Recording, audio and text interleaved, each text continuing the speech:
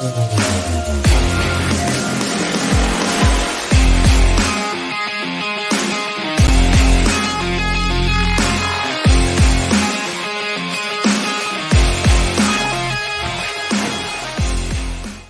everybody, to a brand new live episode of the Hot Mic here on a Friday afternoon, Pacific Standard Time. I am the Outlaw John Rocha, joined, as always, on the Hot Mic by the Sneider himself, sitting at his brand new desk with his to pair with his microphone. How are you doing, Jeff? Hey, John. Why are you? I'm just kidding. Who are you? Are you guys shitting me? Hello, Johnny boy. What's going on, man? How's the new desk? How does it feel? Is it a new change in your life? Something positive? What's going on? Yeah, it feels pretty good. I feel like a professional. I feel like an adult behind this desk. I still haven't figured out, the background or what height the computer should be at or the chair. Right. I'll figure it out. I'll get the whole lighting package set up. But it's great to see you again today, Johnny. You too, man. Sorry I wasn't available yesterday. Yeah, no worries. But yeah, before we dive in, and I know we've got a jam-packed show. We've got a lot to talk about here. Yeah, Rebecca Ferguson, Superman Legacy stuff, Jake Gyllenhaal stuff, so much to talk. Some trailers. We're going to get into Denis Villenueve and the Oscars, and of course, Streamlabs and Superchats are open. But I know we want to lead the show off. Jeff and I certainly had a conversation last night about things that happened, and Jeff wanted to take the floor to start off the show. So I did. So please. There's a couple of things, guys. I mean, first and foremost, I owe you an apology, and I owe John an apology. I should not have stormed off the last episode like that. That was wrong. It was inconsiderate. You don't leave your buddy hanging live on the air in front of an audience. That call that I had gotten was the desk people. And normally, they're supposed to give me a 30-minute heads up. Instead, they're like, we're 5 minutes away. Mm-hmm. So, part of it was like, I don't want to keep these guys waiting, and I want to get down there. But no matter what, I should have done a proper sign-off with John. I let him down. I let you guys down, and I've apologized to John in private about that. So I'm sorry to you guys. But our little tiff, and I feel like we've maybe even had bigger ones. But it was I think it revealed stuff about the audience, some ugly stuff about the audience, where people were taking sides, and I didn't like it. I didn't like what I saw. So I just want to say right now, guys. Yeah. This is a partnership between John and I. It's 50-50. I may have more scoops than John does, and John also is dropping information all the time. But, I can't do this show without John Rocha, okay? No one has, been as loyal. I mean, no one has the balls, the sheer Rocha-sized cojones to even do the show with me and talk openly about this industry. And so I just, there may be less scoops going forward. I hope that you're here for more than that. I hope that you're here for more than just scoops, and that you're here for our commentary and the way that John and I, talk about the industry and movies and our chemistry together, because I do think it's special and rare, different than a lot of other channels. So I just wanted you guys, whether you're here for my information or you're just an Outlaw Nation diehard, this show is hosted by both of us. John puts a lot of work in each week, and I want him to know, and you all to know, that I really appreciate everything that he does, because I could never do it.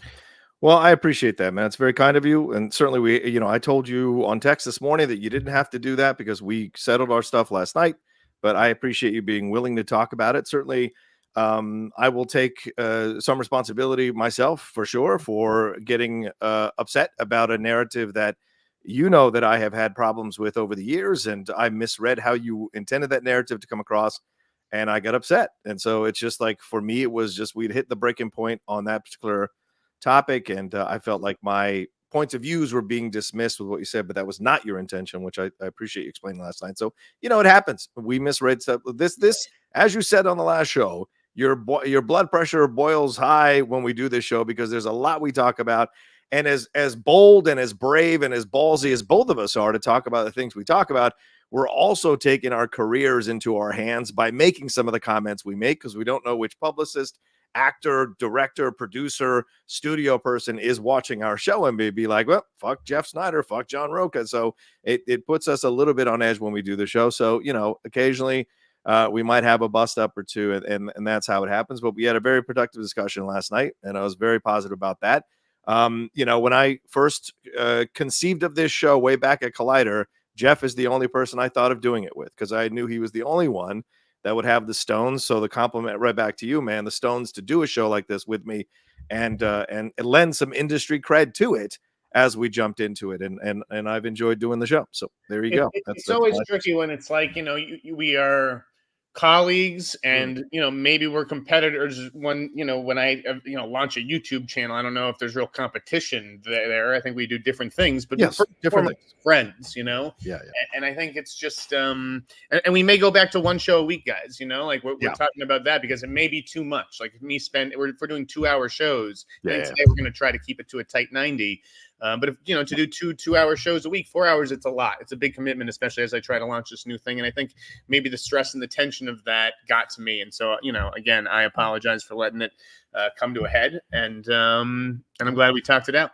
I agree. Thank you guys for sticking with us. Yeah, for sure. And I think what Jeff highlighted is absolutely correct. Don't take sides in this nonsense. I saw some of you say you don't need him, and some of you outed yourselves for the kind of people you are to say things like that, whether you were defending Jeff or defending me. Because I do need you, John. I need you to do this show. I'm going to have to launch my own thing. Just like you have a channel and Perry has a channel, I'm going to need a channel and I'm going to have to grow and grow on my own. But like this show, it's not the same without you. It's, if it's me talking to somebody else or you talking to somebody else. And I'm so glad that, we figured it out. So yeah, we'll figure it out. All right. Fuck you, Cowboys fan. Fuck you right there. I forgive you, Rocha. Kiss my ass. All right. Anyway, he always likes to bust my balls. Anyway, so thank you all so much for joining us. We appreciate it madly as we go forward. We've settled all that. Streamlabs and Superchats are open. You see the Streamlabs judges right above Jeff's head.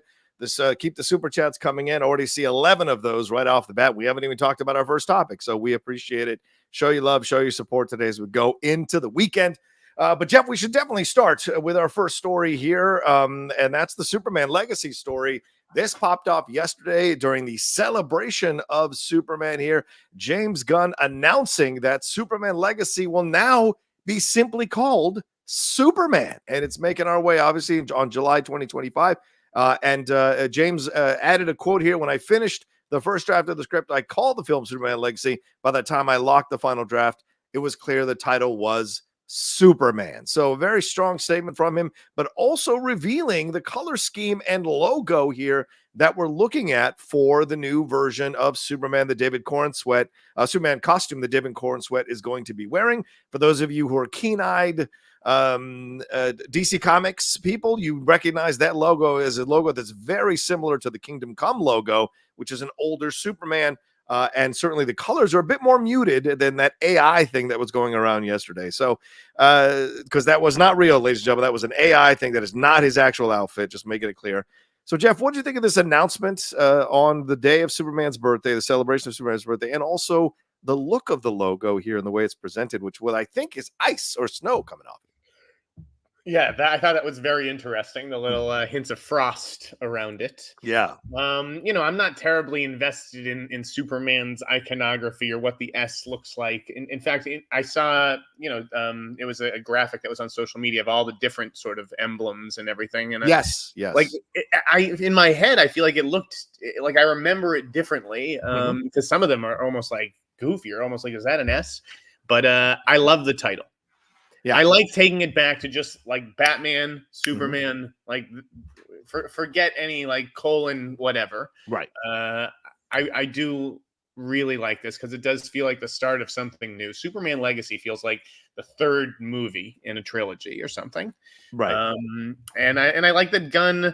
I mean, on one hand, it's like, oh, they're second guessing themselves already. Yeah. But on the other hand, it's like I'm willing to adapt, and just because I announce one thing doesn't mean I have to stick to it. If I like something better, I'll change my mind, and I think that's important because I do feel like sometimes studios are like, well, we said this, we have to deliver on this. It's like, no, you don't. Yeah. Well, it's an interesting game he's playing, as you said, by adjusting and kind of making changes as he sees fit and that work. And of course, this is no accident that he dropped this on the same day of Superman's birthday. And we also got a quick, I think it was a TikTok video there with Rachel Brosnahan and Nicholas Hoult and David Corenswet there leaning in fun with the old school theme being a part of that thing. So certainly promoting, certainly the feel here. Overall, it seems like the reaction is pretty positive, although those of us who are steeped in the comic books lore, we have questions on why he's using the Kingdom Come logo for Superman, that design, because the Kingdom Come is a thing set in the way future when Superman has given up on the younger superheroes because they've kicked him out. This new wave of superheroes have come in. They're more irresponsible. They're causing people's deaths.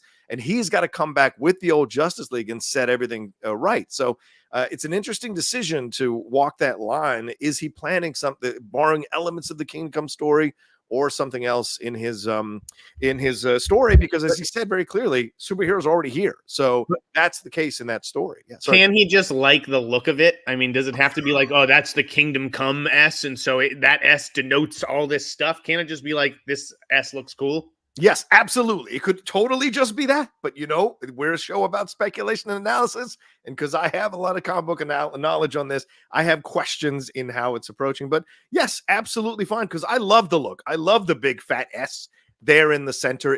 I remember having T-shirts of that S for a long time because I enjoyed it. I got too fat and had to give it back to Goodwill. But I liked having that T-shirt. I liked that logo. So I'm a fan of the logo and the look. The frost and the snow, to me, implies Fortress of Solitude, implies what we've seen from him before. What did you think of the snow thing? Did you think this was like coming out of a chest, or like fish coming out of the ice there? It's been packed. What are your thoughts? That's actually a good image to put in my mind. I mean, I thought it was interesting. It was more interesting than just a big red S. Yeah, right? yeah. I think it showed that James Gunn is, willing to play the game a little bit and play up the social media and get people hyped up. Yeah. Like if it was just an S, I don't think it would have accomplished as much. It's giving us an additional, piece of information to sort of, talk about. Yeah.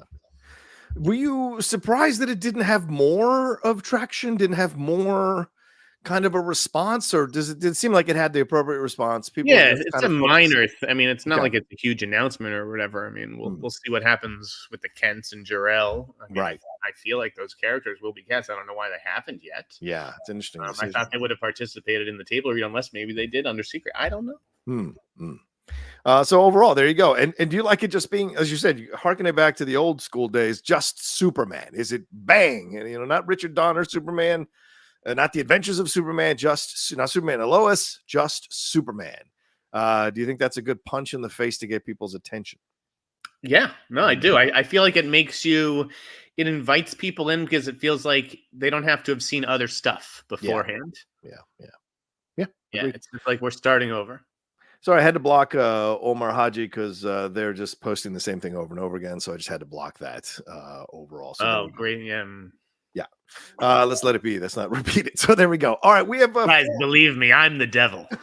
We have 445 of you joining us right now. Dare I say 450? Thanks so much for joining us right off the bat. Please make sure you hit a like on the video, subscribe to the channel. Also, you can subscribe to Jeff's newsletter. Where can they do that, Jeff, to find more of your news stories? TheInsnyder.com. I got some very interesting news from a reporter today about how the traffic is, because I don't look. And I don't compare my traffic to other that stuff is just not my interest. But sounds like it's going well for me. Good. That's great. There you go. Join the party, everybody. Yeah, go and sign up, y'all. All right, let's move on to this other story here, and that is the Rebecca Ferguson story. Did I bring up that picture? I think I still have. Yeah, here we go.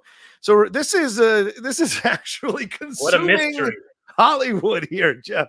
It's a big old Hollywood mystery here. Rebecca Ferguson, not a wallflower by any stretch of the imagination. She was on the podcast here, Rain with Josh Smith. And she recalled a moment that she had to deal with an absolute idiot of a co-star. Those are her words. She said, quote, "I remember there was a moment and this human being was being so insecure and angry because this person couldn't get the scenes out. And I think I was so vulnerable and uncomfortable that I got screamed at. But because this person was number one on the call sheet, there was no safety net for me. No one had my back, and I would cry walking off the set." And this co-star didn't reveal gender, said, "You call yourself an actor. This is what I have to work with." And she said, "I stood there just breaking. I looked at this person. I said, when I came back on set, you can F off. I'm going to work towards the tennis ball, but I never want to see you again." And then I remember the producers came up and said, "You can't do this, number one. You have to let this person be on set." So, Jeff, this caused all kinds of tongues to start wagging. Everybody became an amateur sleuth, and they were going through all her images, all her movies, rather, and picking out the co-stars. And just like a hurricane or a natural disaster, people started calling themselves safe from Rebecca Ferguson, like Emily Blunt, Dwayne Johnson, Tom Cruise. She actually ruled out Tom Cruise. All these people came forward, and publicists even got involved in this, Jeff, to try to protect their clients. And a lot of people are narrowing this down to Jake Gyllenhaal and a couple of other people, Michael Fassbender. So this has been a massive story in Hollywood. And clearly it's interesting press for Dune 2 here as we go into the opening tonight. What are your thoughts here, Jeff? This is the biggest manhunt in Hollywood in ages. I mean, Jesus Christ. Fuck the Black Dahlia. Take this. Right now. Forget OJ. This is what is making Brentwood go crazy. I mean, I do kind of wish that she had named names. I understand why she didn't, to spare this co-star professional embarrassment. Yeah. I mean, I don't know. Some people need to get yelled at, like we've heard plenty of stories of directors, right? Sort of yelling at their actors, being like, and then apologizing after, like, I had to push you there to get you there. Maybe that's what this actor was doing. Maybe he was just, or it could be a she. That's the thing. He did go, Rebecca Ferguson went to great lengths not to identify the gender of this co-star. Yeah. I thought it was, I think, and there are obviously reasons why Fassbender sort of came to mind, given some issues that he's had in the past in his history. But I don't know, a little unfair, even though it was very easy to imagine that, particularly given the project that they worked on together, The Snowman. It's a little unfair for us to just tar and feather Fassbender without a lick of evidence. Yeah.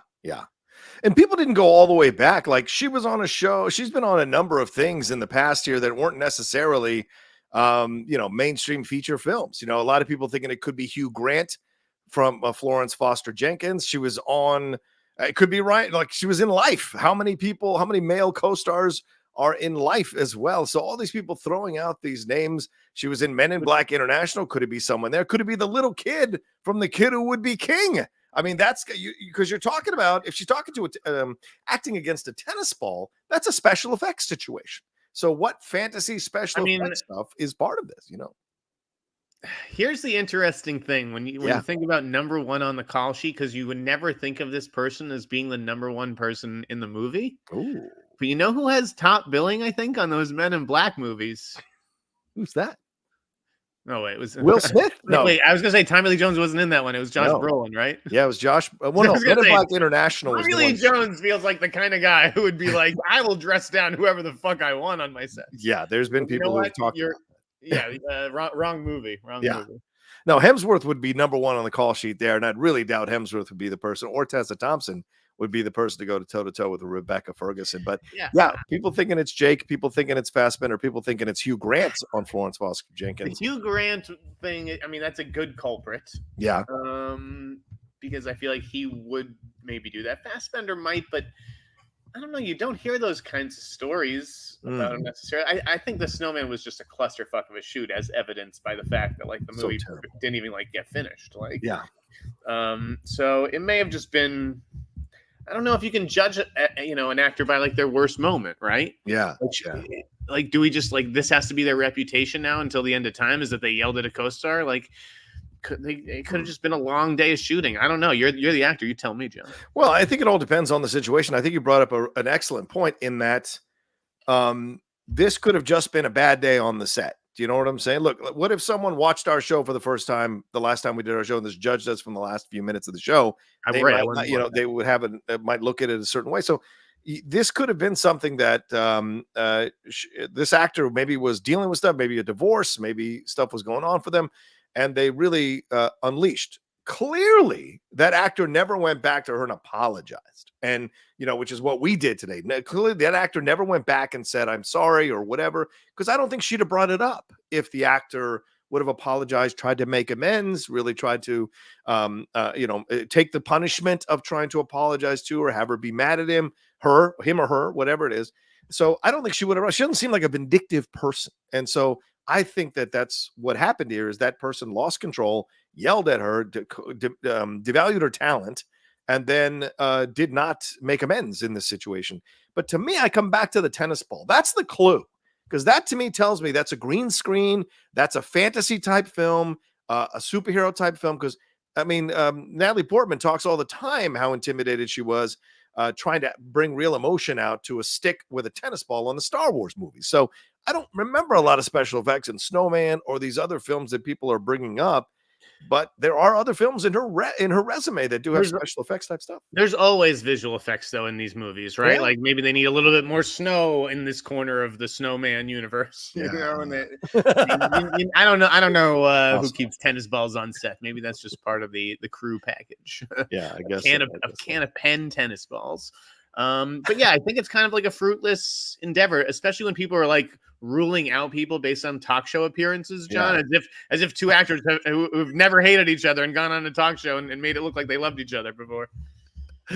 Yeah, I just think it's funny that all these people are marking themselves safe. I think it's ridiculous. Emily Blunt, Dwayne Johnson, all these people. I mean, clearly Rebecca. I mean, clearly the story carried weight, and clearly there's a deep love and affection and respect for Rebecca Ferguson from a large part of the fandom of moviegoers, which is why this became a big deal.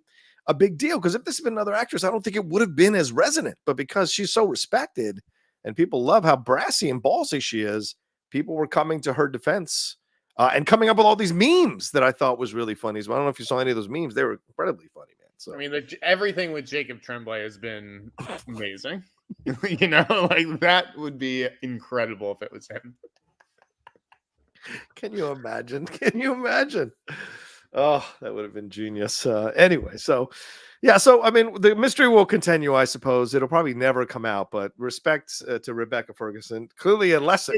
Don't fuck around. It could come out though. Like I don't. Yeah. And listen, if I had more time, I would call like try to get in contact with like a crew member on every movie that she's done, basically, or at least the usual suspects. All you need to do is send 4 or 5 emails or calls, and maybe you get somebody. Yeah, maybe, because we know this, Jeff. Production people talk. We know that they talk, and there's a lot of people on sets, and especially when you go down to the lower level of the production, they're more loose-lipped than the way at the top. So what do they do? They just work at a day rate. What do they care? They'll tell you the truth behind the scenes, as long as it doesn't trace back to them. So yeah. Tell John and I, because soon there's going to be one less place you can talk to, and that's below the line. Yeah, fair point. The Wrap actually just posted a story about the whole thing. So thank you to Humberto Gonzalez and to his editor Sharon Waxman for staying on top of that story and reporting it out, because it is really something, folks. Which story are you talking about? You made a move here. Which story are you talking about, brother man? Oh, yes. No, the below the line story about my boss. Okay. So let's make the move to that. All right, let's move to that. Then you can take the lead on this, please. The Patrick Graham, this was written about in Above the Line. Go ahead, take the lead on this one, Jeff. What are the updates on this? I mean, I woke up and to this post from Ed, our pal Ed Douglas, who has been the interim editor of Above the Line since I left. And I mean, he wrote it of his own accord. He basically quit, and Patrick owes him $16,000. He owes the staff close to $30,000. Yeah. And you go to BTLnews.com right now. There's a huge Oppenheimer ad on the top of it. Yeah. So it's like, well, we're getting these FYC ads. I don't know, what kind of money it's bringing in. When I got there, it sounded like the site was in good financial health. I'd like to think I only raised the traffic, right? Given my social media following, it doesn't make any sense. The traffic obviously went up a lot. So I don't understand where all this FYC money has been going. It certainly hasn't been going to the staff, and it's a shame because the people, I love that staff. I love the people who wrote for me. They all work super hard, and none of them are going to get their money. They're just going to get completely screwed over by this guy. He's a con artist. Every name in the book, and you can read Ed's piece. You can read Danielle Salzman's piece. She wrote about it today on her site, and you can read the Wrap's piece now. And I'm glad it's on the official record, because I understand why, coming from me. Are you disgruntled? Did you watch Curb this weekend? Yes, I did. Yes, I did. Are you disgruntled? I understand why, coming from me, it doesn't mean as much. But now that the Wrap has looked into it, and allegations are being made from multiple people and stuff, it's like, it's good to know I'm not crazy here. This guy is hiring people he can't afford and then lying to them, stringing them along until they get fed up and quit. Yeah, it's wild. Yeah.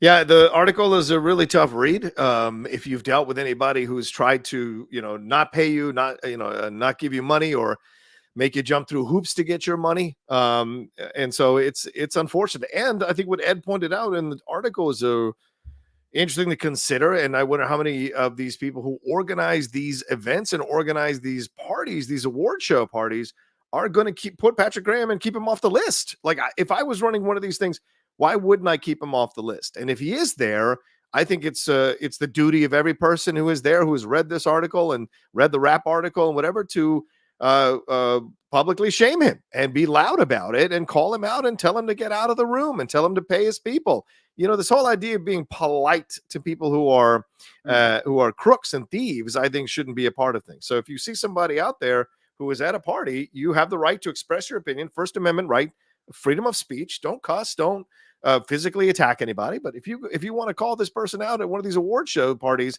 I think you have every right to do so, in my opinion. So. I tell you, like, it's just a shame. It's a shame that below the line people only have so many outlets that care about them, because everyone just writes about movie stars and Marvel and DC, and no one gives a shit about the makeup artist who's been putting in 12 years on Star Trek or whatever. And I feel like the town needs a site dedicated to below the line coverage. But one where the people who put the articles together and edit the site are paid.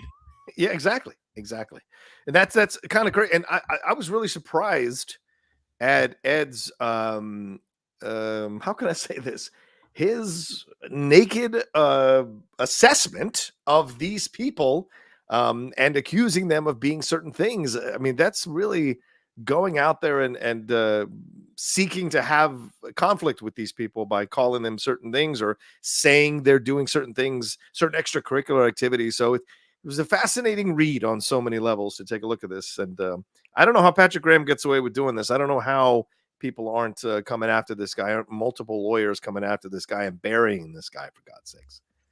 I spent enough energy trying to do that. Yeah. I heard back from the labor board a few weeks ago, guys. You know what they told me? It'll be 16 months. Yeah. That's the backlog for the labor board in California. So, I'll settle this with him, somewhere next year. And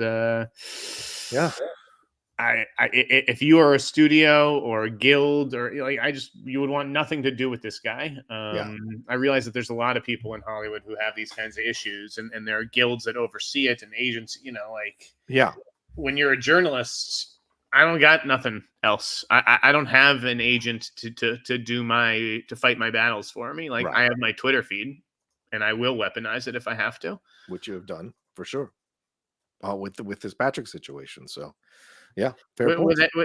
Whether it's him or whether it's, again, I don't know that Mance wants us talking about it that much, but like, that guy got screwed over by Valnet, over the last couple of weeks, and it's not right the way that these people treat veterans like myself, like Mance, people who have put in the time in this industry, and it's just some fucking guy sitting up in an office in Canada being like, oh, the social media reaction is poor. Goodbye. Like, wait, what? I just told everyone in this town, these are my relationships, and you're making me look bad. It's not cool. Yeah. I agree. It's not cool also to be fed the wrong question by someone that you trust, and that person gets to keep their job and skip on along. That's also not a cool thing. All right. Let's take a quick break because we're almost at the 30-minute mark, Jeff. We'll take a quick break. We'll jump into a couple more stories, read some of your Streamlabs and Super Chats, and then get into our Denis Villenueve OScars edition, which I think is going to be a lot of fun here right after this.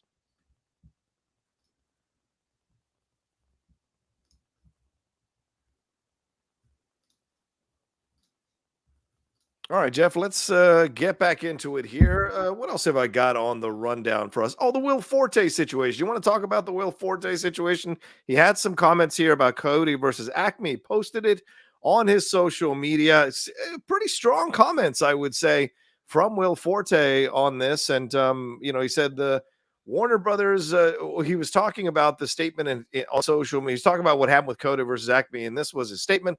When I first heard that our movie was getting, quote, deleted, I hadn't seen it yet, so I was thinking that what everyone else must have been thinking, this thing must be a hunk of junk, but then I saw it, and it's incredible.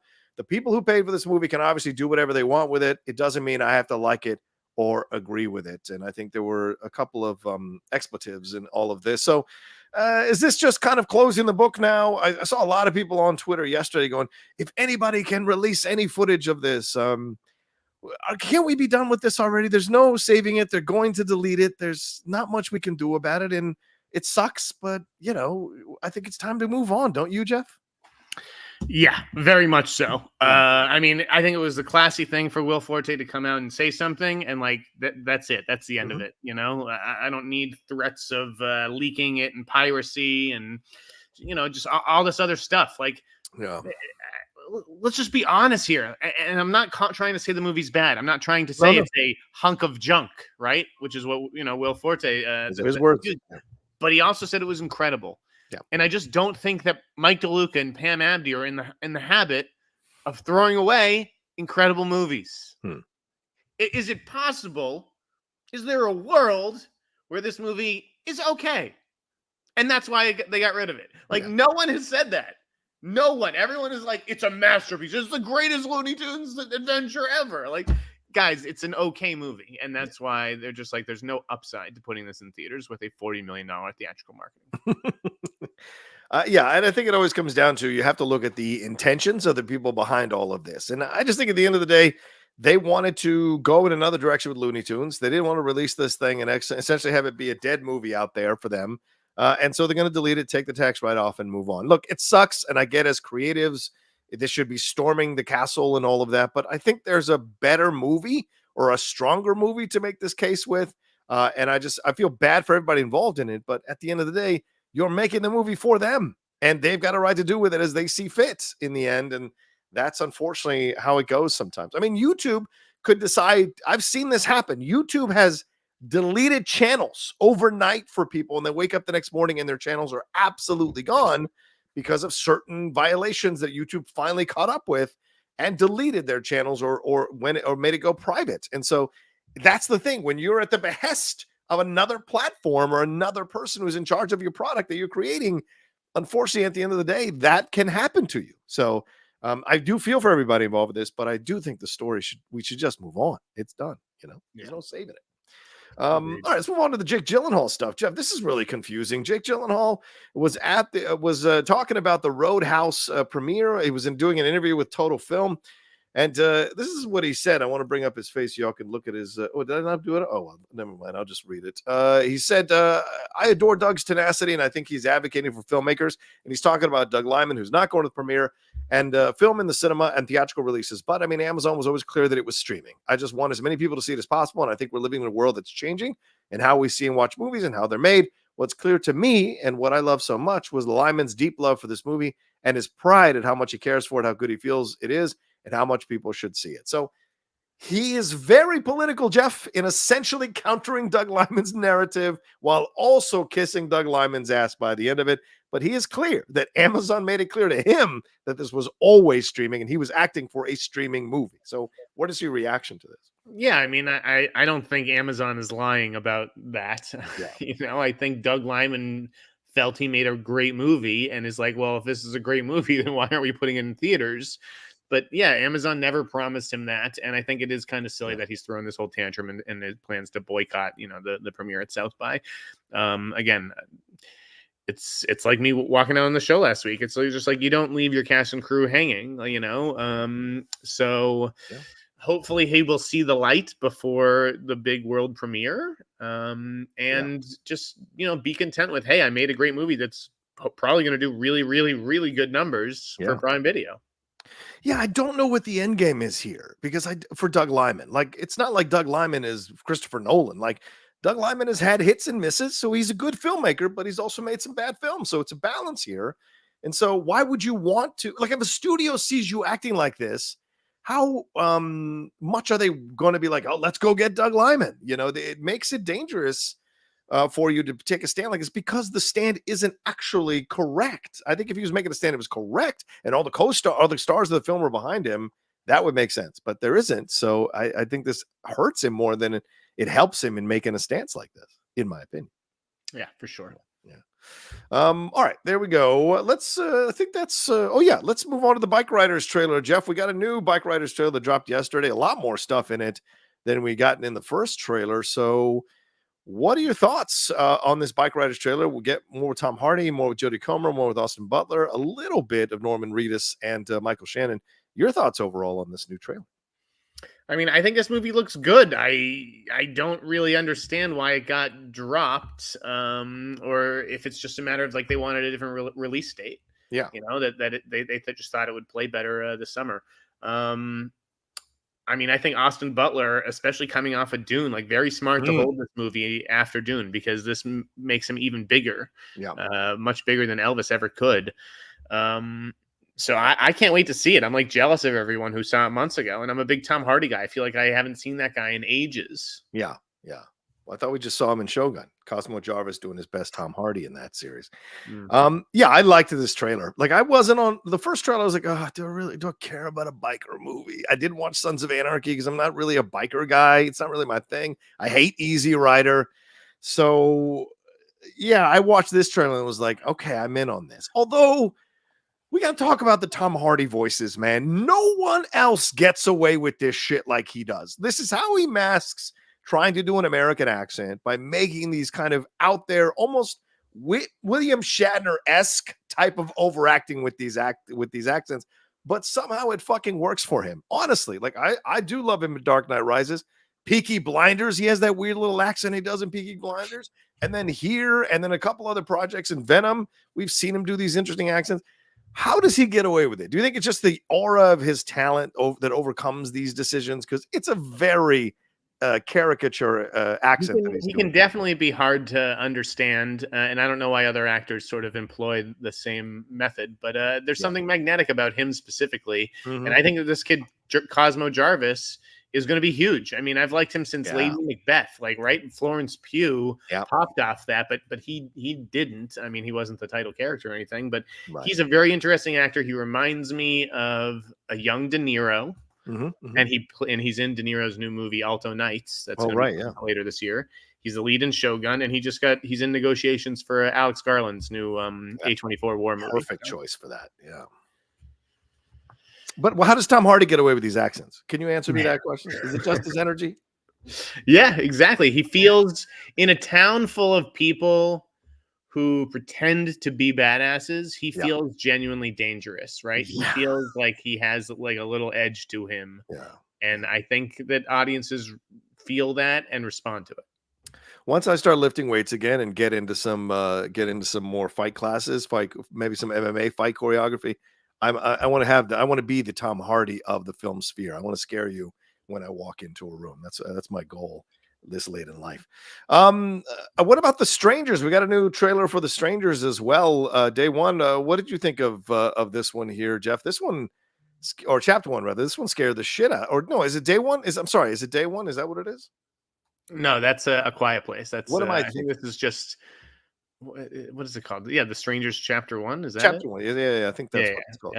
I thought it looked good. I mean, it looks an awful lot like the first movie. It looks kind of just like a remake of sorts, even though it's a prequel. But yeah, they're still playing the Is Tamara Home game, and I thought it was photographed interestingly. Which is half the battle in a horror movie. All those kinds of like reveals and jump scares. And I dug the vibe, so I am looking forward to The Strangers coming back. Well, it plays on that idea, right? Why are you doing this? Just because you're here, and that's true horror. When there's no reason, right? Exactly, because then you could at least put it someplace and somehow deal with it as you're dying. But if there's no reason, it makes you feel even more irrelevant and small, and that's a hard thing to take. And that's the true horror. Most people don't want to feel that way in their lives, and so it's a smart approach to horror for sure. But I like some of the visuals here. Scare the shit out of me, and so I'm like, okay, let's see what we got here. I'm looking forward to it for sure. I didn't see that M. Night's Daughter's trailer had a new movie had a trailer. Oh, okay, well, I'll take a look at that later. All right, Jeff, anything more we want to get on that? Anything more we want to talk about here before we jump into these Streamlabs and Super Chats and then move on to our Denis Villeneuve? Or do you want to do the Denis Villeneuve first and then get into the Streamlabs Super Chats to wrap up the show? What are you feeling? Ooh, that's a tough call. Yeah, let's do Denis just so we don't so we don't run out of time. Although we don't want to run out of time with the questions either. But, right. No, we'll power through those. So keep sending them in, and we'll spend after we do this, we'll spend the rest of the time answering your Streamlabs and Superchat. So, right, all right. people are going to have things to say as well about it. I'm sure they are. I'm sure they are. Okay. All right, please, Jeff, take it away. You're always best at hosting these particular segments. So, oh God, what do you got for us, man? So, I mean, we're doing the Denis Villeneuve Oscars. So, 5 Best Picture nominees, 5 Best Director nominees, Screenplay nominees, and then obviously 5 acting nominees per category. Now, I'd only seen 7 of his movies. I have not familiar with his entire filmography, and I still have never seen Incendie, which is his breakout film. Did you see that? No, I've never seen Incendie or Polytechnique. So so we're talking about the same 7 movies, right? Yeah. Prisoners, Enemies, Sicario, Arrival, Blade Runner, 2049, Dune, and Dune Part 2. Those are the 7 we're dealing with. Okay, so how do we want to do this? Do we want to do Best Picture first or start with Screenplay? We usually start at the bottom. So Screenplay or whatever, not bottom in terms of quality, just the numbers of the categories. Right. Okay. Well, I mean, so Best Screenplay. Yeah. I have I guess this is tipping my hand. Should I not tip my hand? What do you mean? I have the same nominee. I mean, I can't stand a couple of these movies. So I have the same nominees for screenplay, director, and picture. Oh, okay. Well, then let's let's combine the categories. I think the acting categories is where stuff will get interesting. Sure. For Best Picture, for Best Director, and Best Screenplay, my nominees. Well, it's the same director. I don't know why you have Best Director. What do you mean? No, because it has to be which 5 movies you would nominate. Oh, I got you. Okay, cool. Sounds so good. I have Prisoners, Sicario, Arrival, and Dune 1 and 2. Those are the movies I would give screenplay nominations to, director nominations to, and Best Picture. Okay, I might move Prisoners out for Blade Runner 2049. That's what I would say. Overall in general, or in all 3 categories? No, in Best Picture and Best Director, but with screenplay, I think I would move Prisoners in over the first Dune movie for screenplay. Yeah. So Blade Runner gets in then for you? Yeah. Oh, yeah. Absolutely. I fucking love Blade Runner 2049. Okay. It's a masterpiece in my opinion, but nobody else thinks that. But yeah. Yeah, I just didn't care for it. In fact, it's it has a little bit of representation on my nominations here, but not so much. So what wins for you? What wins Best Screenplay? What is the best screenplay that Denis worked with? Well, I would say Prisoners. I mean, for what it leads to and what it does with all these characters and the twists and turns and those reveals, I thought the dialogue here as an actor watching this film, there was so much to chew on here if you're an actor that you could perform and do that you'd be excited to do when you look at a script like this. So Prisoners is my choice overall when it's talking about script. 100%. I agree. I mean, Prisoners to me is his movie that I've probably watched the most. I think it's a brilliant thriller. And the screenplay was fantastic. Yeah. Okay. What are we moving on to next? Okay. So Best Director. Ooh. What is the best directed? I mean, I would have to say Dune Part 2 now after having seen it a few days ago. And I'm going again, certainly this weekend. The direction here and the scope and the incredible talent it took to bring that film to life in the way that he did. I think that's his most well-directed film so far. It's a culmination of the greatness he has shown in all these films leading up to it. It's a tough call. I mean, Dune 2 is a directorial feat. Yeah. But there's something about Sicario that I just can't shake. It's a haunting feeling that it leaves you with, and just the craft from the score to there's that movie goes 6 or 8 deep in terms of performances. Yeah. As does Prisoners, frankly. They're both underrated, I think, as directorial achievements, but I think since I gave Prisoners the screenplay, I will give Sicario Best Director. I can't disagree with you on that choice because I love that film and I love what he did in that film. And there are some excellently well-directed films. And a great director knows how to use a crane shot and a dolly shot and knows how to move that camera to build up the tension and ramp up things in a scene. And I think he did a wonderful job of that in Sicario. All right, well, we're going to come back to Best Picture. So let's do Best Supporting Actor. Okay. All right. I would say Jake Gyllenhaal in Prisoners. I would also say Hugh Jackman in Prisoners. I would say Josh Brolin in Sicario. And Ryan Gosling in Blade Runner 20. Oh, no, not Gosling's not. No, I guess I would leave out Harrison, I guess, for that. And in Dune, I think I'd have to give it to Josh Brolin for what? No, Oscar Isaac actually for what he did in that film overall. So is that 5? That's is that 4. 5 there? That's 4. That's 4. Okay, You've so got the prisoner. up with Benicio del Toro from Sicario as well. So, I mean, maybe I fudged things as well, but I considered both Prisoners guys and Benicio del Toro leads. I have them as in lead actor for me. You don't think Terrence Howard and Hugh Jackman are the leads of Prisoners? Oh no, Terrence Howard's supporting. Really? Oh, isn't Hugh? But you don't think Hugh's the lead? Hugh, no, I think Hugh and Jake. I mean, Hugh is the definite lead. Two-hander. Hugh is the lead, 100%. Yeah. Jake, I think you can make a case for either, but I do consider him a lead. Okay, fair point. So in supporting though, yeah, I love Prisoners and Sicario. So this was tough. There were a lot of tough cuts here. I went with 2 nominees per movie. Okay. So I went with Terrence Howard and Paul Dano. Oh, Paul Dano's good in that film. Who was fantastic. And I went with Josh Brolin and John Bernthal from Sicario. Oh, for that scene. Yes, exactly. Just fucking killing it with one scene. And honestly, there were tough cuts in both of those movies too. I left off David Dastmalchian, who I think is great in Prisoners. Oh, yeah. And I left off Daniel Kaluuya from Sicario, who is also just like really good. So for the 5th slot, I did go with Austin Butler. Yeah. Oh, in Dune Part 2. Dune 2, yeah. Oh, well, maybe I should reanalyze mine then. Maybe. I mean, I think you're right with Austin Butler. I should throw that in the mix. Move out maybe Renner there. Did you have Hugh? Did you have Hugh as supporting? Do you want to bump him to lead or? Yeah, we can move Hugh to lead. That works. But I think at the end of the day, it's Benicio for me is the winner for me. I mean, that is another performance like Gyllenhaal's where like you could call it a lead or you could also say it's supporting. And if you did do supporting, I think you're right. He is the winner. I mean, just for the 2 scenes, one at the dinner table late night with the drug kingpin, and then the scene with him and Emily Blunt at the end, the wolf scene, which is chilling to your bones.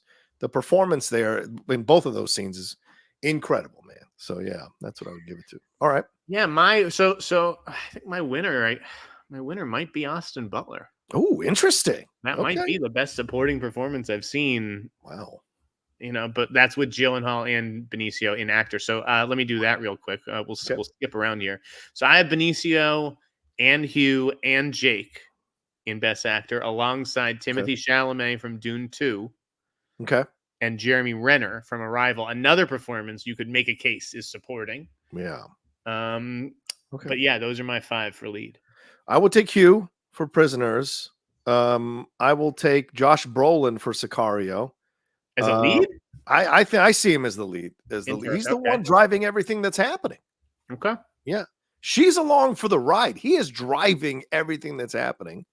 I would put Ryan Gosling for Blade Runner 2049 because I do love that movie so much. Definitely Chalamet for Dune Part 2 more than Dune 1. Yeah. And I guess I would I guess who's do you like Renner in Arrival or no? Yeah, I do like Renner in Arrival, but I'll put Jake in for Enemy because I did like Enemy and I did like Jake in that movie, so I will throw him in the mix. I hated Enemy, but I will give you that's a good performance. I did think about putting him on for that. Yeah. Okay, so who's your winner? Okay. For my winner there, shit. I mean, we have to pick winners. I know. I think oh man, I think it might be Gyllenhaal for Prisoners. Really? Okay. Oh, it's close with Benicio though. Benicio for Sicario. Okay, I'll give it to Benicio for Sicario. I can't. So he wins in both our categories. It's just I see him as supporting, you see him as lead, which I totally respect. Let's do the ladies now because the ladies were tough. Well, I got to give my winner here. So I just real quick, I will say I think Chalamet in Dune Part 2. I really do. I think the performance is an incredible performance. When everyone else gets a chance to shine, to be able to be the Rock in that movie and go on the journey that you're going on, I think it's a revelatory performance from him. And I think the film doesn't work without him. Like what he's doing, it doesn't work. So He has to sell that transition, and he does. I Mhm. mean, he goes from boy into a man. Yep. All right, best actress. I only could even find 3 who really qualified. Yeah, fair point. And I went with Emily Blunt, Amy Mhm. Adams, and Zendaya from Dune 2. And that could be a supporting one. So who did you have here? I think that's a great point. I would add Rebecca Ferguson from Dune because essentially it's a two-hander with her and yeah, I mean, if I had to Chalamet. fill out the ballot, I would include her, sure. Yeah. I mean, if you got to fill out 5, I think you have to Right. include her Yes. as well. And Honestly, she'd probably get both. She'd probably get Dune and Dune 2. Yeah, fair point. Yeah. So yeah, there we go. I'll get her just a cheat. I will give her the nomination in both of those films. Yeah, I just don't know who else you put. Like, you don't put Ana de Armas from Blade Runner. No. Yeah.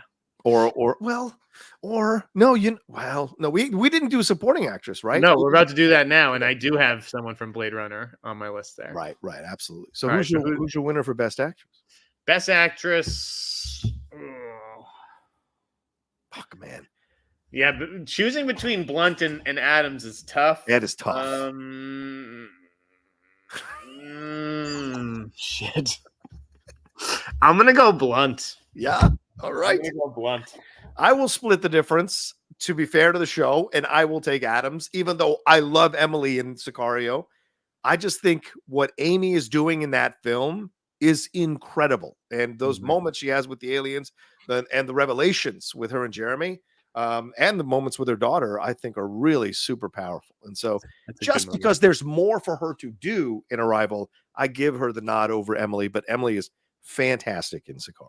Okay, supporting actress. Give me your 5. Okay, supporting actress, Melissa Leo, certainly for Prisoners. I think Melanie Laurent for Enemy. Is it Dana DeHauk for Blade Runner 2049? I would give Sylvia Hoeks. Oh, Sylvia Hoeks. I'm sorry, Sylvia Hoeks. Sorry about that. Ana de Armas, I think you'd have to give her for Blade Runner 2049. Oh no, actually no. I'm going to take that away. I'm going to give it to Robin Wright, who I think is fantastic in what is normally a role that can be thrown away overall. And I'm struggling for a 4th or a 5th rather in this, because I don't know if would I throw to Zendaya in Dune, because she's not, or is she the lead in Dune Part 2, or is she the? I mean, I think it could go either way. All right, since I haven't nominated her for anything, I will put Zendaya in for supporting in Dune Part 2. That's what. Okay. I went with 3 nominees for Prisoners. I went with Melissa Leo, who is my clear winner in this category, plus Maria Bello and Viola Davis. Oof, you're right, Viola Davis. Shit, I forgot. I thought everyone in Prisoners was fantastic, so I gave them 3. Okay. I did have Sylvia Hoeks from Blade Runner. Yeah. She was the standout performer in that movie for sure, to me. And then for the 5th one, it was a bit of a struggle, but I ended up going with Charlotte Rampling from the first Dune movie. Oh, I thought I didn't love the first Dune movie, but I did think that she lent it a certain gravitas. And she does again in the sequel, but I don't know. She stood out a little bit more in the first movie, I think. Yeah, I agree with you on that one. Certainly the hand in the box scene is pretty powerful from her. Yeah. All right, so who's your winner? Melissa Leo, 100%. Really? Okay. I will go with is it Sylvia Hoeks? Yeah, so I'll go with Sylvia Hoeks, because as you said, that is the standout performance in that movie, and she is a chilling in that film, especially when she kills David Dismalchian. That scene is brutal, and then the scene with her and Gosling at the end when they're battling in the water in the car, incredible performance. So I absolutely give it to her overall from all the supporting. But Melissa Leo, fuck, what a performance, man. I just love that she doesn't tip her hand throughout that movie. You really do have to wonder. She just keeps your attention on Paul Dano, and part of that's also the direction. But it's a real bait and switch kind of thing. She was great. She was fantastic. Okay, so now let's circle back and let's do Best Picture, and then we will take a commercial break here. Sounds good. So again, my nominees are Prisoners, Sicario, Arrival, Dune 1, and Dune 2. Your nominees are Dune Part 2, Blade Runner 2049, Arrival, Sicario, and Prisoners. Okay, the first Dune gets left out by you. Okay. Was this a tough call for you? Before you give your pick. No. Look, I love this movie, and so this is my personal preference. This is not John Roca the critic. This is John Roca, and so my choice is Sicario. That's my choice. I love that movie. I go back and watch it over and over again.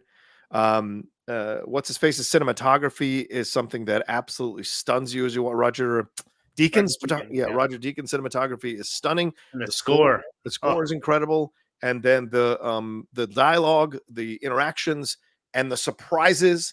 And I think it's the most honest film about the drug war this side of a documentary that I've ever seen in a fictional format, and it's incredible. And it was the best film of 2015. No one can fucking convince me otherwise. And I love Dune Part 2. I think it's a fucking masterpiece.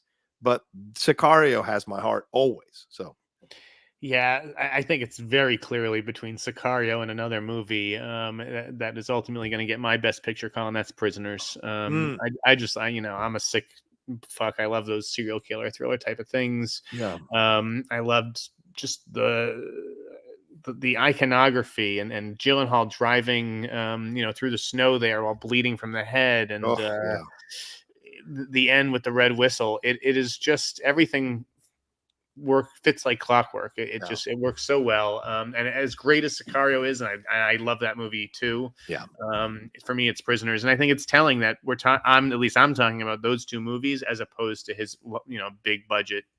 And not to take anything away from Dune 2, which was way better than I ever thought it would be. Yeah.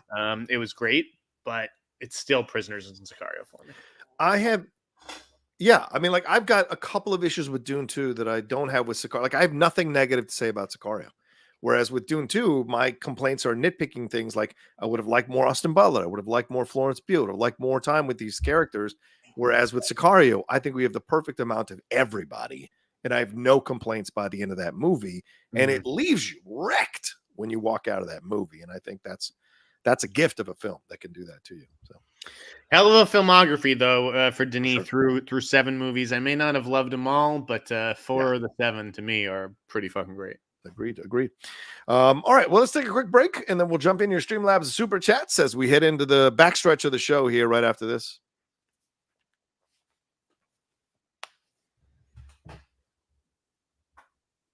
All right, let's get into it, Jeff. Since we are limited on time here, we want to keep it to a 90-minute show, rather. Let's hit our first one. Sorry.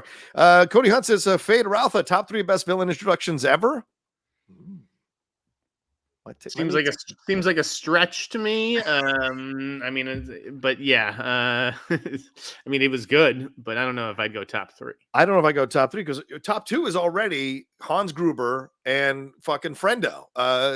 What Javier Bardem does in No Country for Old Men. So you're going to tell me that's the 3rd best one, and with those 2 behind, I can't go that far. Cowboys fan 92 says, hey, Rocha and Jeff, happy Friday. Just want to get your thoughts on Netflix hiring the producer of the Lego movie, Dan Lin, as their new head of film. Yeah, I meant to put this on there, but Jeff, what do you have to say about this one? We've been talking about this possibility for a while now. Who's going to take over? Yeah, again, I thought it was going to be Sean Bailey, and I don't know what the hell happened there. I'm very curious to find out what the backstory was. But Dan Lin, I think, is a good hire. Variety had a good piece today, sort of outlining some of the reasons why they went with him and how he, Lego wasn't thought of as like this massive movie property. It was just a bunch of fucking building blocks, and he turned it into a film franchise, with the help of Lord and Miller. Yeah. Same thing with like It. It was like this ABC miniseries from the early 90s, and he saw, was one of those who saw the potential there. So I think he brings a lot to the table. He has good filmmaker relationships. And I'm sure it was tough for him to walk away from Rideback, which he, had been building. But this was an opportunity to be able to greenlight 20 to 30 movies a year, to play in a much larger sandbox, take a few big swings every year. And when you look at, as successful a period as he had from 2009 to 2019, right, which was It and Lego Movie and Sherlock Holmes and all this stuff, the last couple things that they've made haven't really worked. Haunted Mansion, Easter Sunday. Yeah. So I think that Netflix was an opportunity he couldn't turn down. I think that his hiring is a coup for them as well. You got to be challenged. Maybe you felt it was a great challenge from, leveling up, because you can always go back to this. Leveling up to try what this is like. Why not? And I'm sure it's a nice paycheck. Cody Hunt says, saw Dune 2 a second time last night. It's a generation-defining film. I agree. I felt the same way that I felt when I saw Dark Knight, the art form at its peak. Jeff, would you agree with that? I've never heard your feelings on Dark Knight. Would you agree with that? I think Dark Knight is brilliant. I think it's fantastic. Yeah, it's great. It does. Dune 2 does feel like that in a lot of ways. And I know Dune 3 is supposed to be a very different movie, right? A lot more sort of, like contemplative, less action. I don't know if this is a generation-defining film, Dune 2, but it's going to be very well remembered within the sci-fi fan, community for a long, long time. Do you think $1 billion? Or no? Still think no? Or do you think no? I think it's just a little too nerdy sci-fi to crack $1 billion. We'll see. Fair enough.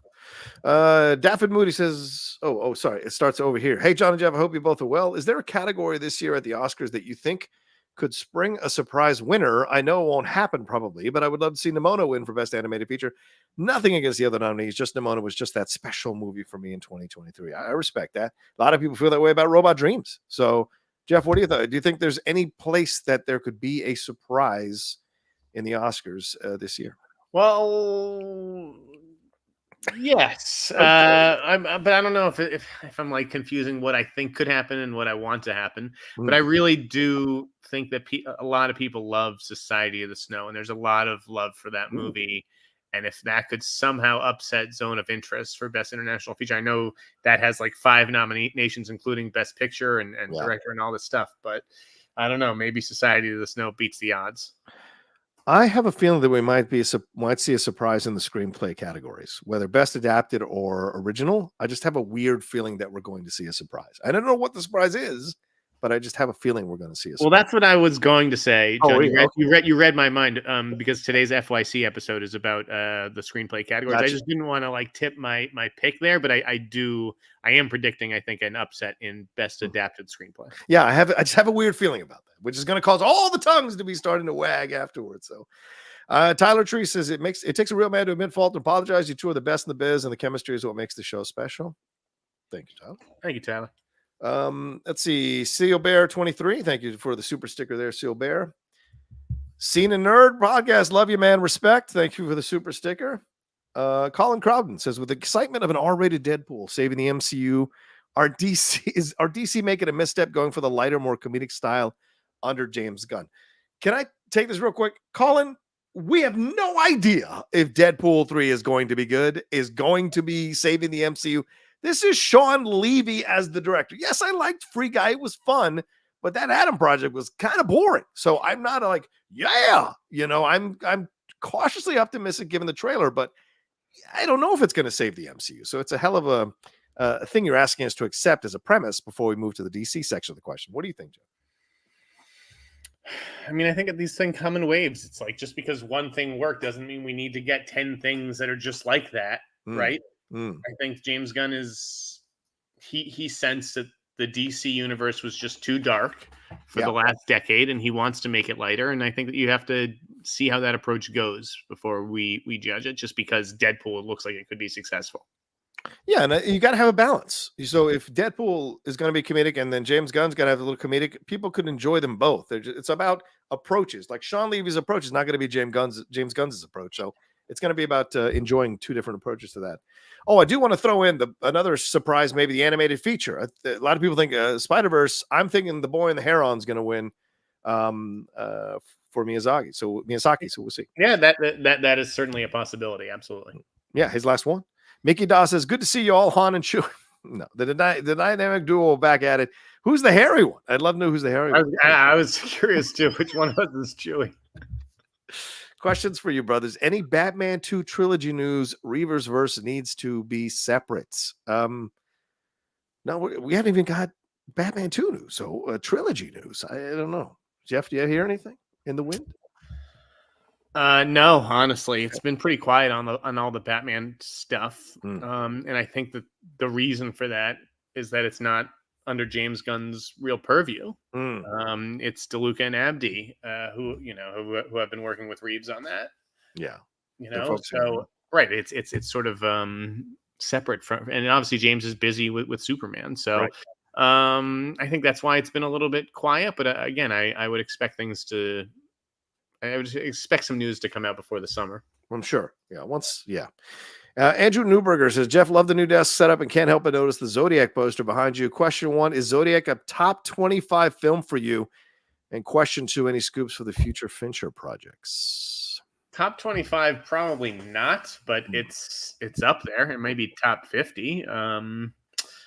And no, I'm not sitting on anything with Fincher. I'm definitely waiting to see what he does, and if he goes back to Netflix. I mean, is he going to be making movies for Dan Lin? Is that Dan Lin's priority? I mean, that was The Killer was expensive. Was that, Fincher doesn't compromise on budget, and Netflix is going to be looking to bring down budgets. Yeah. Sure. I think, I don't know. Like, part of me thinks that Fincher has unfinished business with 20,000 Leagues, but that's just what I think. I could see it. Yeah, I love Zodiac. Mr. Downtown says, hey, Rocha and Jeff, love the show. Thank you. I was curious with the news of Seth Rollins' role being cut out of Captain America. Is he still on contract with Marvel? I don't know anything about the contract. I know he was cut from the film. A lot of things have been cut from that film and changed around, just like Thunderbolts, which is supposedly shooting. I don't know what we do with the Seth Rollins situation if they want to bring him back, but maybe they felt that it wasn't a place for stunt casting like him. I don't even know who that is. Oh, he's a pro wrestler for WWE. He's currently a champion, and they cast him in one of these villain roles in Captain America, and they posted pictures of him on set, but then they announced a couple days ago that he got cut from the film. So maybe there's a contract, maybe not. Who knows? I am 2 Fly Cam. What's up, man? Says, can't put into words how amazing Dune was. A masterpiece, in my opinion. I agree. Also, Superman has me very excited. Marvel should pack up and go home. DC is peak. Oh, Jesus. Do you have any comments on this? That's ridiculous. Yeah. No, not really. I mean, Dune was really good, though. I'm glad you liked it. I am 2 Fly Cam. Jay Barrett Mashes, love both you guys, and I'm always here for both of your views on these topics, even if I disagree with them. I'm glad you guys figured it all out. Thank you, Jay. That's just Joe says, Thomas Hayden Church has said he thinks Raimi and Toby will return for Spider-Man 4 via CBM. Thoughts from you two? I personally don't think so. Yeah, that was a weird comment he made, that he thinks that he might be coming back and that he's getting too old to play it, so he'd like to play it soon. I mean, who was clamoring for Thomas Hayden Church's Sandman, Jeff? I mean, he was the forgotten guy in Spider-Man No Way Home, for God's sakes. Yeah, he's not coming back, and I don't think Sam Raimi is either, really. Yeah. No more Dutch angles. Sharon Paulett, thank you, Sharon, for the sticker. Appreciate you doing that during the show. You're the best. Gossip Girl, or XOXO Gossip Girl, says, any news on Wee Ding Ho's new film, House of Stairs? I have not heard anything. Have you, Jeff, anything on your purview? No. Okay. Sorry. But I'll look that one up after the show, Gossip Girl. Thank you. Gabriel Leroux says, it's my birthday tomorrow, so please, John, indulge me with this little jab at you. Hey, Outlaw, the answer was Bespin. Oh, Jesus. Seriously, missing the Founding Fathers. Wow, that's an old fucking memory. I don't even think about Bespin anymore, but the Founding Fathers too. Me and Dan Murrow, brother. I miss that guy so much. It was a formidable team. By the way, before we get to the next Streamlab, I do want to apologize to a viewer last week who felt that I belittled him by laughing by saying Chadwick Boseman was never really the front runner for Ma Rainey. He took it a little personally, and that's okay. But you know what? Maybe I came down a little hard on him, and so I'm sorry. There you go. Happy birthday. Oh, Renata W said, well, first of all, let me say this. Happy birthday, Gabriel. So you're more than welcome to take the shot. It's your birthday. Enjoy yourself. Take the shot. But yes, happy birthday. Thanks for the love on the Founding Fathers, Danny and I. I would love to get a reunion one day, maybe against the fucking Patriots. Ronetta W says, happy birthday to me, y'all. Pisces in the house. Black don't crack, baby. Enjoying my 51st birthday and feeling blessed. Love your show and everything that you do today and every day to brighten my day.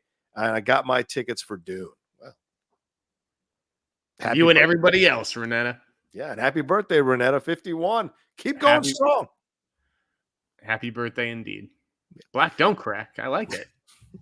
Mr. Pappy says, Siskel and Ebert would yell at each other all the time, and it was classic. You guys are the new wave, and I accept both your apologies. Peace and love from Chicago. I tell you what, if Jeff and I could get paid like Siskel and Ebert, I'd be very happy about that. For fuck's sake. Really, there needs to be some kind of show. It's wild that there's not.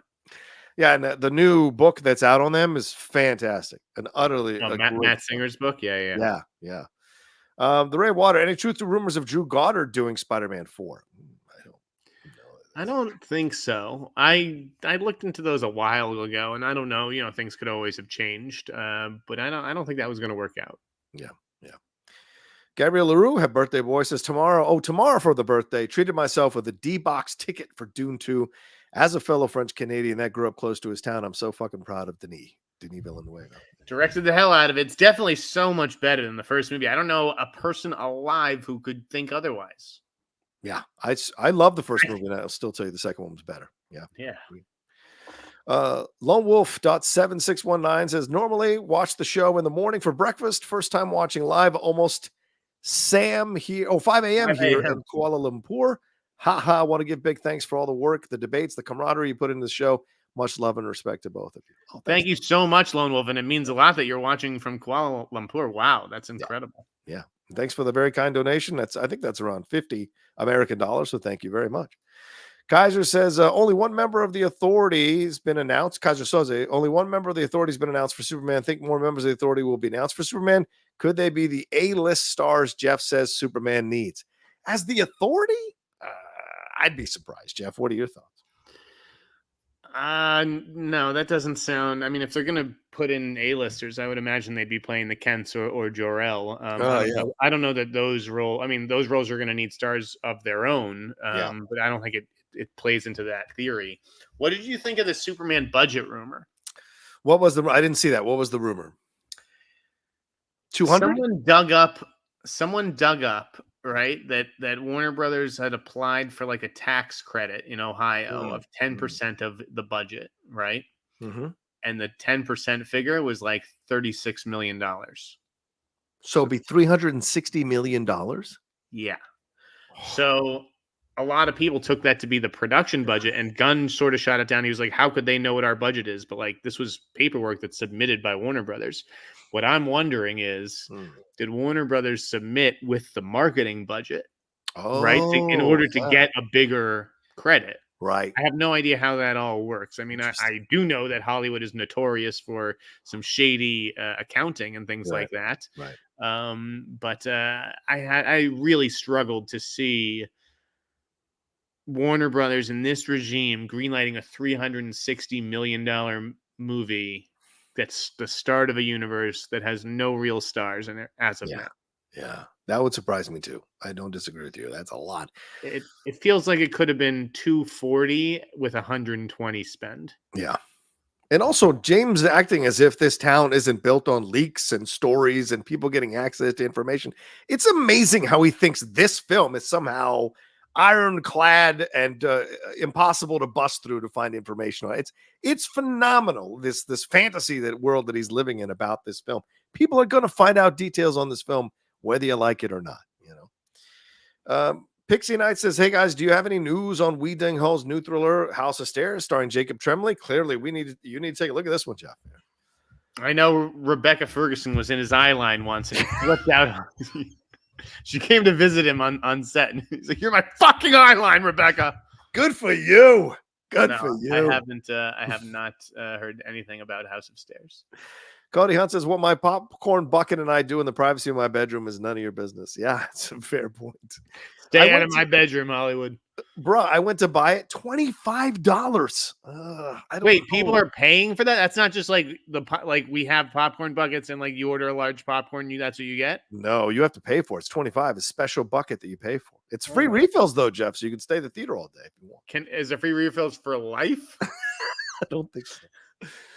I have two like answers. One more question. Teen Titans movie on the way. Jeff, have you heard anything? I haven't heard anything on Teen Titans. I have not heard anything about Teen Titans. Yeah.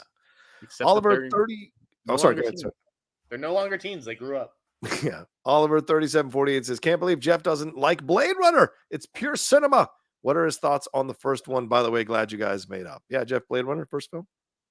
I respect the original Blade Runner, and I do think it is draped in mood and atmosphere that is, hard. A lot of sci-fi movies have tried to recreate and failed. Yeah. I like it's a vibe. That's what Mm. Blade Runner is, and I hate being like that kind of. It's a vibe, man. Like that's bullshit criticism, but like it kind of is. And I did not care for 2049 at all. Yeah, I loved them both. Neelio, but I'm partial to Blade Runner. I mean, I've said this many times on the show. Neelio says, "Good Friday to you, fellas. Question: with all these award shows, why does the entire movie industry put so much emphasis on the Golden Globes?" Jeff, do you want to take this one?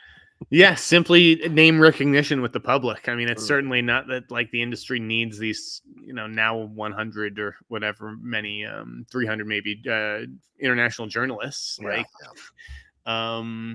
it's just another excuse for Hollywood to charge fees, for Yeah. publicists to Yeah. spend the night with a client, and for limo drivers to work, and makeup artists and sound and techs and all that stuff. It's just another night for the industry to feast. Yeah, fair point. And Wacky Wally 8 says, "Great show. Love you guys. Is Marvel really going to sue Sony over its damaging of the Marvel brand?" What? No. Jesus, that's ridiculous. No, they're not going to. No.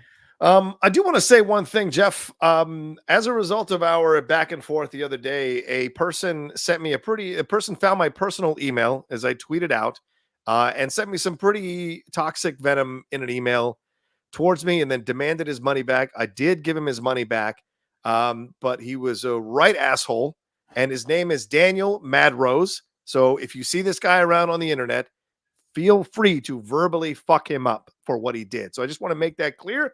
He put his name out there. He lobbed in the PayPal complaint. He was mad about our fight. He called me all kinds of negative things related to woke things. And so I just want to make it clear. I have the email saved. He threatened me. I have the email saved. So you guys have the name now because he chose to put his name on the email. So I'm putting that name out there for you all. I forgot about that. I just want to make sure I mentioned it with people who were, as you were saying earlier, people who took sides and really showed some negative aspects of their personality. This person coming at me, finding my personal email, essentially cyber stalking me to come after me like this, I thought was really across the line. DM me all the bullshit you want, but my personal email, that's too far. So What money did he ask for back? it was $3 of a Streamlab or a super chat that he sent in or something like that, or Streamlab. So I refunded him the money. Absolutely. Because he sent some really dickish message like, "This boy don't respond to me." And it's because I didn't respond to his toxic email. So I just sent him back his money. And I said, because you have to put a message in, they can't just send it back. And I just put "bye" in 3 letters. Bye. Just get the fuck out of here. So just want to make it clear, man. Just want to make it clear that's who the person was. Daniel Madrose, Madrose. And if he's got an issue, he knows where to fucking find me. Let's go to Streamlabs here. Trance Dan says, "Any word on Mortal Kombat 2? When do you think it will be released?" Jeff, have you heard anything on this? I'm sorry, could you please repeat that? Mortal Kombat 2. Any word on Mortal Kombat 2? When do you think it will be released? Haven't heard anything. Yeah, neither have I. It's been pretty quiet. All right, I did promise one reader who said that his super chat never got read. Oh yeah, reached out on Instagram. They said, Ethan Henderson, I believe it is. Have you guys heard anything about a new Nightmare on Elm Street? Heard wild rumors that Kevin Bacon is being eyed to play Freddy. He said it was a $5 super chat. Love the hot mic. Wish you and Rocha nothing but the best. Respect. I have not heard anything about Elm Street. I mean, it's crazy that I haven't. Like, what are they doing with this property? It seems so ripe for a remake right now, especially with horror being hotter than ever. And I think Kevin Bacon would be a good one. Yeah. I just watched Mystic River last night. Stephanie had never seen it. She really liked it. Sean's a little much in that film, man. Just a little much, in my opinion. All right. Mike McKenzie says, "Hi, gents. I just saw news that Wendy's restaurants will be doing a new pricing dynamic next year for their restaurants. They said they're adapting to the Uber model, and that got me thinking, what if theaters start doing this?" I don't know what that means. What does that mean, Jeff? Are they going to move the prices up and down depending on where they're at? What does that mean? Yes, I mean, and I think that theaters should experiment with that. I do think that it's like, if you want to see Dune opening weekend, it's $30 or whatever. Second weekend, $20. Third weekend, $10. Right? I think that actually makes a ton of fucking sense. I don't know why we're spending the same money to go see Dune 2, which costs $200 million or more, and to go see a Kevin Smith movie. Okay. It doesn't make any sense. Okay. So I do think that is something that theaters could experiment with, and I would love to go see, Kevin Smith movies or cheaper indie movies and see them for $5 a ticket or $8 a ticket, not spend $20.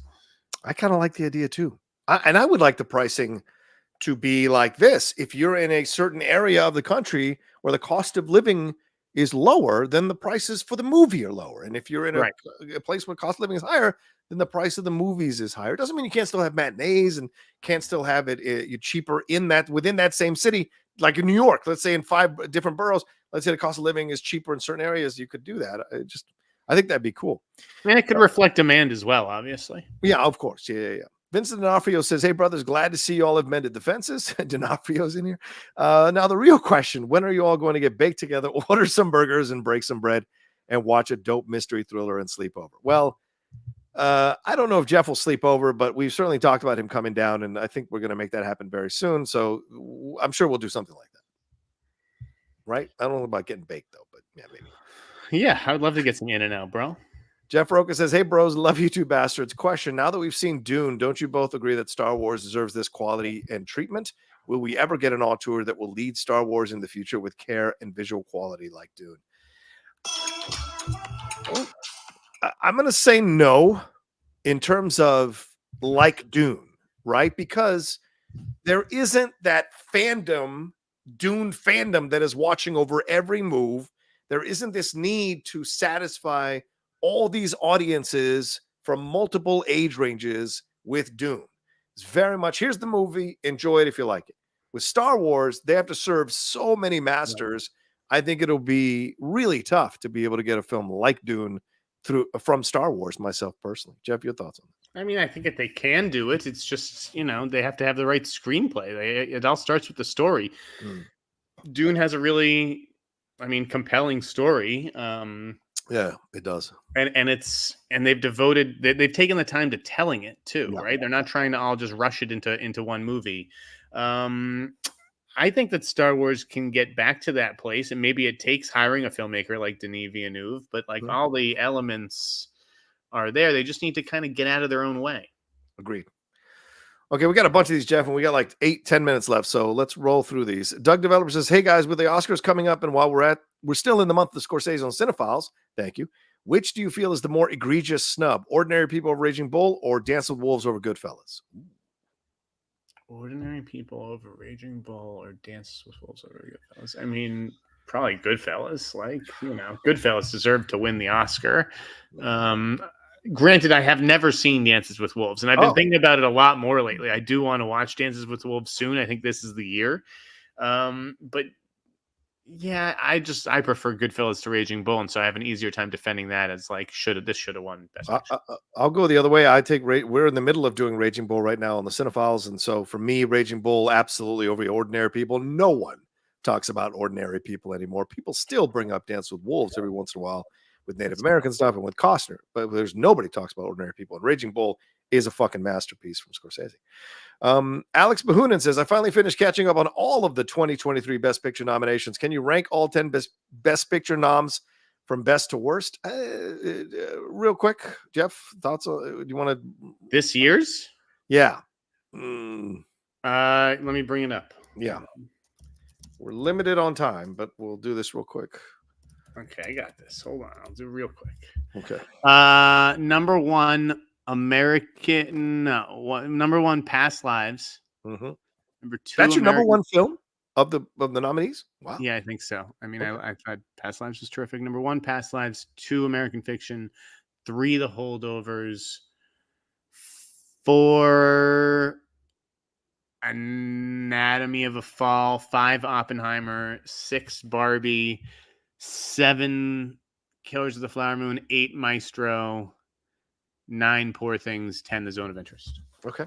Real quick, I will go Oppenheimer 1, The Holdovers 2, American Fiction 3, Anatomy of a Fall 4, Past Lives 5, Poor Things 6, Zone of Interest. Oh, actually, Zone of Interest, then Poor Things. So that's 7. Barbie 8, Killers of the Flower Moon 9, and Maestro 10. That's what I would throw. Poor Maestro. Well, yeah, it should have been nominated for Best Picture. All right, Jermaine or Jake says, "Thank you both for showing up us how important communication is in a relationship. You're both awesome. Thank you, Jermaine. Eric says, love you guys. Been watching for years since Red Shirt Rogan Collider. Jesus. And Jeff with the Patriots on Schmodown. You guys, that was the best team up. I hope you have continued success, both of you. If you don't know, I tell you, your unfiltered moxie is appreciated. Hashtag, I can't read that. Sorry.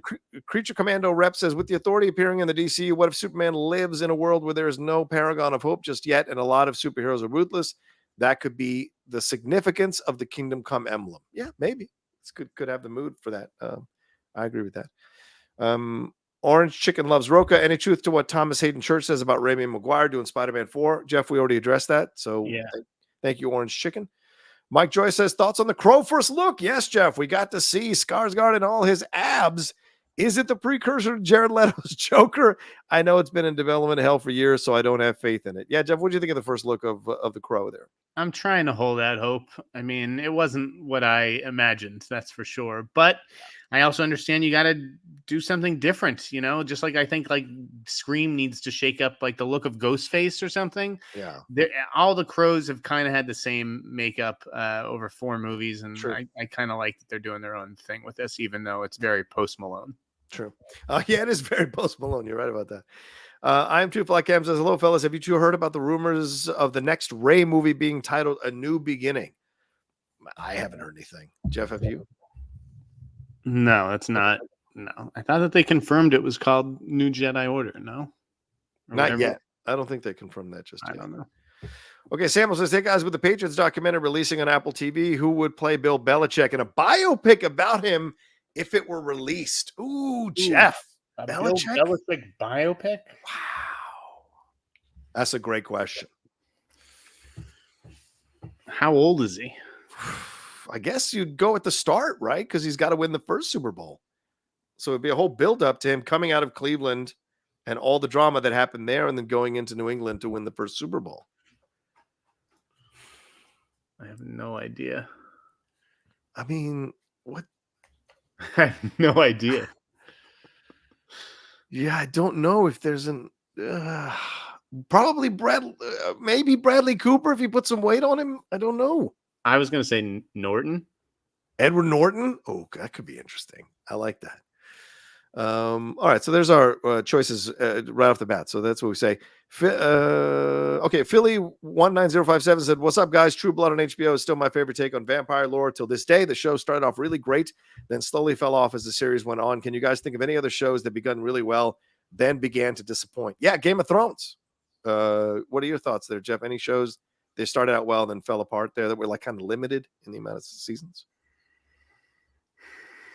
Nothing's coming to mind. I mean, TV is like, they're like books, so it's like, oh, if I don't like this, I'm not going to keep going. I'm not going to like wait to watch this show fall apart. I mean, I'm sure Lost, I guess. Lost, I guess, is my answer. That's a good answer, actually. Dr. K Knit says, I love Lamp. Also, I love the N. Snyder newsletter. There you go. Wayne Edwards says, thank you, Wayne. Very kind donation. It is good to see all is well in the hot mic world. I was a little concerned after the last show. I love the heat at times, though. Looking good, Jeff. How is the desk? John, you're an icon on YouTube, in my opinion. You do exceptional work. Oh, please. I'm not an icon, but I appreciate you saying this. Very kind. Jeff, how is the desk? It's good. It's treating me well. Yeah, all the drawers are empty and clean, baby. Got to start making a mess of this thing. There you go. And finally, Aaron Smith here on the Streamlabs says, I just wanted to say I love you both, and I love that Jeff is finally doing audio versions of his newsletter. I subscribed immediately once I found out. What is that? Do you read the articles? Is that what that is? The audio version? I do. And so, you know, like if I have to like get to a screening or take stuff out to dinner or something, like it may be tough to always deliver an audio version. But if I have time and I'm not like pressed for anything, I'll take 20 minutes extra and read the newsletter aloud and then just put the link in. And I know it's like, I have people have reached out, you know, like companies that do this kind of thing. The thing is that I want to read it. I don't want it to be an AI voice, and I don't want to pay like $70 a month to have Snoop Dogg or Gwyneth Paltrow read my newsletter. I mean, I think it's important to hear where I emphasize certain words and the nuance in my voice. And so I want to be the one to do it. But yeah, it is a little bit more labor intensive. There is people that do that. I need to get into that business to read people's stuff, to get paid to read people's stuff. I would do that in a heartbeat. Holy shit, I need to get into that. I mean, they have to own your voice, basically. Yeah, all right, fine. Yeah, that's the thing. Gwyneth Paltrow and Snoop Dogg basically sold their voices to. Oh, wow. All right. Well, I'm sure they can quote more than I can. Brandon Strelin says, with Naked Gun slated for next summer, do you think audiences will embrace the spoof genre again? Yeah, Liam Neeson is doing it, Jeff. Do you think that'll happen? If it's funny, yes. I mean, these movies, I think there's got to be some teeth to them. Yeah. So yeah, I'm kind of looking forward to it. I don't think that the Naked Gun is like this untouchable movie. Yeah, it was funny in Atlanta, so certainly he has comedic instincts. And in Dairy Girls, his cameo there was really funny as well. So I think he's a great choice to replace Leslie Nielsen. Cody Hunt, nice suggestion. Jonah Hill is Bill Belichick. I could see that. Yeah, maybe. That's an Oscar winner right there. John Lee says, not sure if this was talked about, but what does Jeff think about the Crow pick of Bill? We just talked about it. Thank you, John Lee. Those nipples. Tanya Tyler says, support you guys. Happy Friday. Thank you, Tanya. Very kind of you. And Alan Smithy chiming in. Yo, guys, my Alan Smithy routine first launched in 2020 on John's Outlaw Nation show with Jeff as the guest. Hope you guys keep doing shows until you're old men. Also love the podcast, Jeff. Great idea. Thanks, Smitty. Thank you, Smithy. Always the best. See you. All right, let's wrap it up there, Jeff. No more Streamlabs, no more Super Chats. We're at 131, so let's go. Thank you all so much for joining us. We appreciate it badly. Thanks for all the Streamlabs. Thanks for Super Chats. Jeff, we should fight more often if this is the result. And thank you very much to everybody who's joined us in the chat. And we hope you have a wonderful weekend. Please, Jeff, let people know where to find you and where to subscribe to your newsletter. I'm at the Sneider, and I will plug the Raps article about Patrick Graham. Go over there to give it a read, so it's not just me sounding crazy on Twitter. And yeah, I don't know if we'll be back on Thursday, Friday. We're gonna figure it out. We'll let you guys know. But glad that you guys stuck around. Thank you. Have a great weekend. Absolutely. Thank you, Aaliyah. Aloha. Good to see you. Goodwill hugs for both of you. Thank you, Aaliyah. It's great to see you on there. Yes, and thank you guys so much for watching. Please remember to subscribe to the channel. Hit the subscribe button. Hit that bell button so you see we're dropping all the content we do here on the Outlaw Nation channel. Head on over to the Patreon that I've got here as well for me if you want to support everything that's going on in the Outlaw Nation. And, of course, Geek Buddy stuff coming up tonight at 6 o'clock live. Shannon McClung and I are going to open up some brews and have a happy hour on the Geek Buddies, talking about all kinds of crazy things and answering all your questions. So come join us live at 6 p.m. PT. Lord knows after this week, I need a fucking drink. So much going on in my life. All right. Thank you all so much. Take care of yourselves. Follow me at The Rocha Says, and we'll talk to you next week with another brand new episode of The Hot Mic. Peace.